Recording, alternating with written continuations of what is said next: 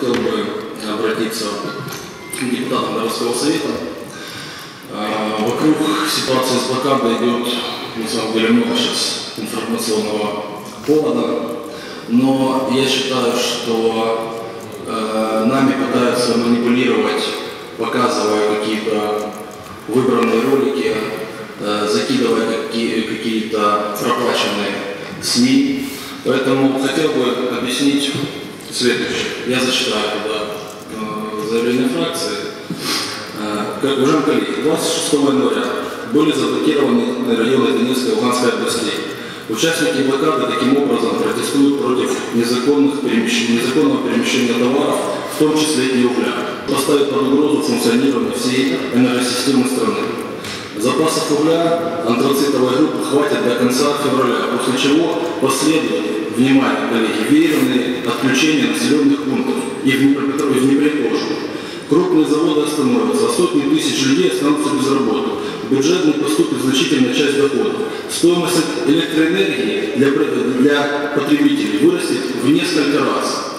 Депутаты, это я к вам обращаюсь, о чем сейчас идет речь?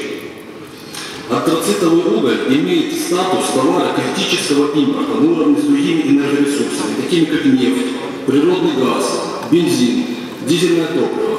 В связи с объективными обстоятельствами, такими как невозможность в короткий период времени перевести ТЭС на газовый уголь, длительный процесс заключения договоров на импорт из-за границы и ограниченная возможность отечественных портов по перевалке больших объемов коксующих и антрацитов, на данный момент по получению угля из неподконтрольных территорий Донбасса нет альтернативы. Украинский уголь, который добывается из украинских недр гражданами Украины, может и должен покупаться для нужд нашей энергетики.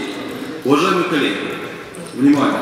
Поэтому я, как руководитель фракции, обращаюсь к своим коллегам с просьбой поддержать и направить соответствующее заявление в РНБО, провести экстренное собрание по урегулированию этой проблемы, создать круглый стол с народными депутатами, с военно-цивильными администрациями Донецкой и Луганской областей, мэрами городов, которые находятся на подконтрольной территории. Второе. СБУ. Усилить контроль эшелонов, которые идут на и с временно оккупированных территорий железнодорожным транспортом, с целью не допустить незаконное перемещение товаров. Министерство обороны. Усилить ответственность военнослужащих, которые незаконно принимают участие в массовых мероприятиях, митингах и блокадах, которые способствуют подрыву боеспособности наших вооруженных сил, нарушая свою присягу. Хочу поддержать заявление фракции, поддержать решение нашего правительства, потому что в данную ситуацию мы не можем раскачивать руки. Мы должны все сплотиться и быть едиными. Спасибо. Спасибо, Владимир Ильич. Пожалуйста, слово депутату Панченко. В Донецькому вугіллі є, і це можна вирішити без шкоди для наших споживачів.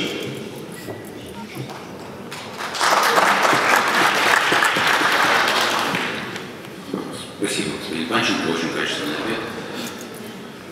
Камиль Ильич, вы по пункту 1.1 и 1.2? Хорошо. Давайте голосуем по пункту 1.1.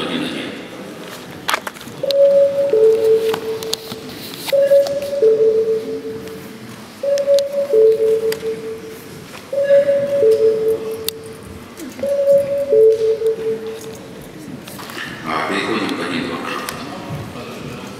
1.2. Прийти и занять свои места для голосования.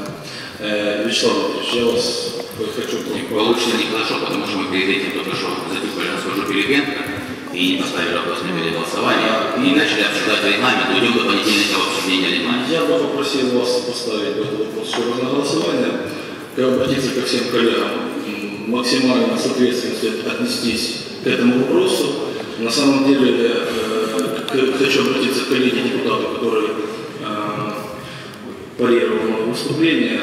А вы эксперт в энергетической промышленности, или вы работаете в Министерстве энергетики? Какие есть предложения?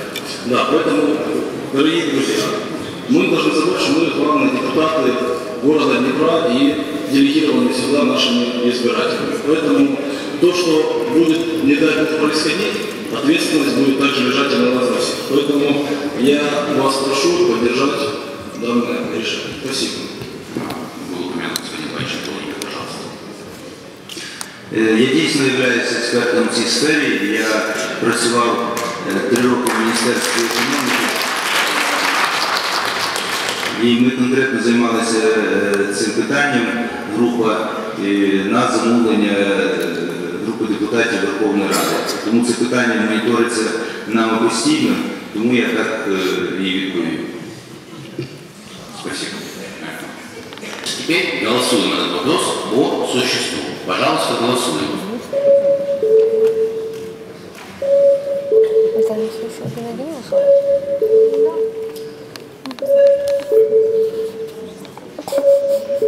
Решение принято, Камиль Ильич, поздравляю. Он тебе проголосовал за пункт 2. Так, переходим к пункту 1.2.